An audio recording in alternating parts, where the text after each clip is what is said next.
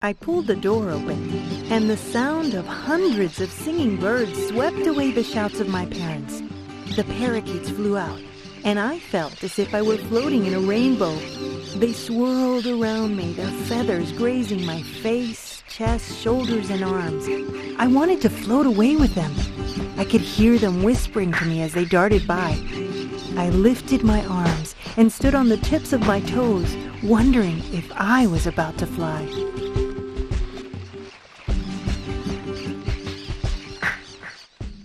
The story's about a young girl who wants to go to college, but her parents are reluctant to let her leave the Rio Grande Valley, where she's from. So it's really about a young girl's struggle to find herself, but family and culture and place are trying to hold her back.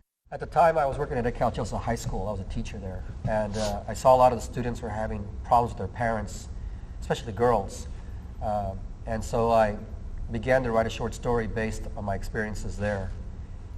There was a girl named Garcia, whose father came in, and we got into a rather heated discussion about her going to Occidental College, which is located in California. So the story is about Ed Calchasa High School students, and Belém, who was my student when she was a freshman, was a catalyst for a lot of it. It won the Best Books, American Library Association 2002. It was a finalist for the Pura Belpré Award. It won the PIN USA Center Award West. It was nominated for the Society Global Change Award. It's now translated in Japanese.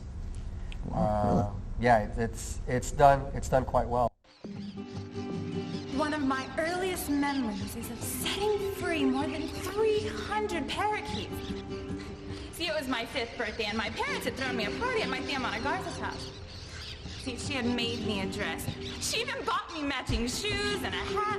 She decorated her whole backyard, filled with ribbons, tied all her trees, and her 2 bird cages.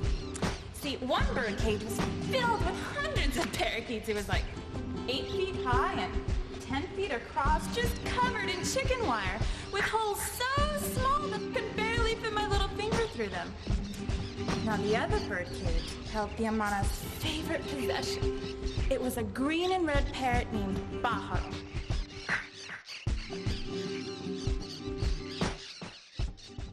David had approached me. Him and I had a prior, I guess we had worked together on a prior project. And David, during this process, had let me know about how difficult it was to get the word out to these Valley students about how important college is, and coming up with new ways to educate, besides a teacher in front of students, just kind of talking to them. And so we had this idea that to do a play. That's where I kind of got involved and try to take it a different way. But anyway, I read the story, and then I showed it to my mother, and my mother read it. She was completely blown away. She started crying. She's like, "This is so important for the Valley." I was like, "Wow, this is going to be really effective." And then that's where the work began. So tell me, Millie Gross, are you interested in going to college? Oh, yes, I am, sir. I think it's very important for Mexican Americans to go away to college so they can come back educated and contribute to their community. Wow, that's very progressive. I like to think so. The story is about Milagros, her struggles. And again, she has great grades, great SAT scores. She's involved in the community. She has this great tia who's just her backbone, but she just gives her that push that we all need. I opened the cage door wide, and he flew towards me, and I could feel the brush of his feathers, just hundreds and hundreds of feathers as parakeets singing, and Tia Mona on the tips of her toes, throwing her arms up, calling to us. Fly, Milagros, fly! The funny thing was that Gear Up program in South Texas had not seen the play. They read the short story, and they commissioned the play with $10,000. The play Unseen, which is a big gutsy move on Gear Up's part. But when the play was finally on stage and it went down to the Valley, man, Gear Up was very happy with the work. I was very happy. And moreover, to Newshank's surprise, the students were very happy. I like the bus driver. I like the bus driver. Yeah, well, never mind. I like the grandma. It was cool. Yeah, and it was interesting. So yeah, I'm gonna go to college, be the art thing. We were able to do the show for a group of Haitian American kids, and to our surprise, actually before the show, we were kind of nervous how it would be received. We wrote this, from a very Rio Grande Valley specific point of view, and for that audience. It was commissioned for that audience. So once we started getting called around the country, we started to worry, like, you know, are kids from New Mexico going to pick up on these jokes or these themes, these, you know, what we're trying to go for. But for these Haitian kids, you know, to our surprise, again, they were blown away, and it was probably the best response to date. They came up to us, hugged us. They totally loved the play. They totally got it. I think this is a really good play because it has comedy, it's dramatic, and it inspires people to go to college. I think for maybe high school students that are not planning to go to college, or that are even planning to go to college, or that are having family issues on like going to college, that it would be like a good influence to encourage them to go. Well, initially it was commissioned by UT Pan American Gear Up program for their Gear Up kids, and at the time they were 9th graders, and now I think they're juniors or something. But so that was our age range, 9th grade. So as I was adapting it and thinking about, you know, what to tell these kids, it was definitely from a 9th grade point of view. And I don't know if it's my immaturity, it seemed to work that I could write in a 9th grade voice, you know. So, but, you know, to our surprise, we've done shows for women's conferences, you know, varying age groups, and it seemed to work. I've had 6-year-old kids come up wanting autographs, love the play, they want a signed copy of the book, and then even older people are crying. They love the play. They wish that they had this message when they were in school, that their parents heard this message, that it was okay to leave home, you know, in pursuit of whatever, you know. So I think it's been very effective. I thought it was amazing how similar it was to my story, how I was able to relate it to the struggle that I had with my family when I wanted to go to college, or just when I wanted to leave the state, you know, and do something different. And I was thinking about how I had forgotten how difficult it all was until I saw this, and how just because of that I think it's so important. It just gives you a boost, you know, sort of pushes you over the edge to actually do it, follow something that's important to you. We have to get the message out of the importance of college at an early age. So I think She Flies, which has no profanity, no adult content, it's hip and it's funny and it moves quickly. I think that middle school kids and elementary kids stand a lot to gain. And the teachers then can use something to bounce off. So to me, She Flies should be going to every elementary in the state of Texas. I mean, right off the bat, elementaries and middle schools. High schools, sure. But our dropout rate's occurring at middle school. And we have to be where we're needed. I liked that I liked the lesson that it kind of taught. It, you know, kind of taught to follow your dreams and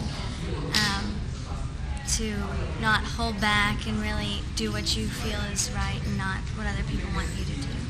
Kids are always like, what do I do to get to UT? What can I do to go to college? And that's been really interesting, you know, to tell these kids, you know, exactly, you know, who to seek out, you know, their mentors or whatever. So that's been a real wake-up call, and this huge responsibility, like, wait a minute, like Rice is saying, this is beyond theater. This is, you know, this is huge. And it's actually kind of overwhelming. What the cast has learned over the past year of traveling is not simply to come and perform, but have a conference call with the teachers or the principal or whoever's inviting us and say, all right, what are the needs of the community? Why are you inviting us? What do you want out of it? What can we do to send the right message? Because the play's 40 minutes, and then we allow 20 minutes of Q&A. So the kids get to interact with the actors. And it's at that point that we can then send whatever message that we were told has to be pressed upon these students. So this play is gone, I think, from entertaining to being a real educational tool, as teachers want us to do. I thought the show was awesome. It has the lesson that it portrays is very real, it's very timely. It's a lesson that I know our culture has been struggling with for many, many decades now. I'm a 4th grade teacher, and I often ask my students to raise their hands and tell me how many of them are going to go to college. And I don't stop until everyone in the classroom has raised their hand. I want them to know that the opportunities are there for every single one of them. And I want them to begin thinking in those terms so that as they get older and as they begin to see this message repeated over and over and over again, it's going to begin to sink in their heads, and maybe they're going to think, I can do it. The play challenges parents.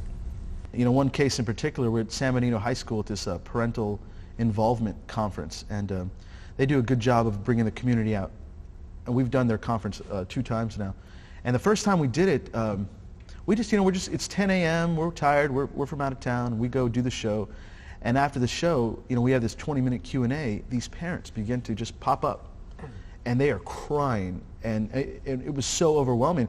It was actually the first time I kind of got choked up, just seeing these stories. And one of the cast members' mothers, who's from Brownsville, Texas, was in the audience, and she got up, and she gave this 30-minute spiel about how we need to change our attitudes, and people need to love their children and let them go. So in the play, it's all about go, but return. Mm-hmm. Go, she flies. Go out and fly, but then return. Yeah, I think it was great. It shows how hard it is for young people to get a higher level of education than their parents have had. And that's a situation that a lot of families are in, and particularly in the poor communities and the Mexican-American community. It's just hard for you to, as a parent, to see your child go, and you're protecting them, and you're going to miss them a lot, but at the same time you're torn because there's all these opportunities that are out there. It is, as you mentioned and others have mentioned, social activism. We have to be responsible to our community, and this play to me is about just that. Get on the bus, y'all. We going to school you about things you may not know or things you may not care to know, about things of consequence, and things consequently, concretely creative. Yeah, I'm talking about you samurai warrior, you brainiac, you sporty. You, I'm too shy to talk to you, don't look at me, I'm talking about you. My people, we, us, nosotros, the home team, my peeps, my home girls and boys.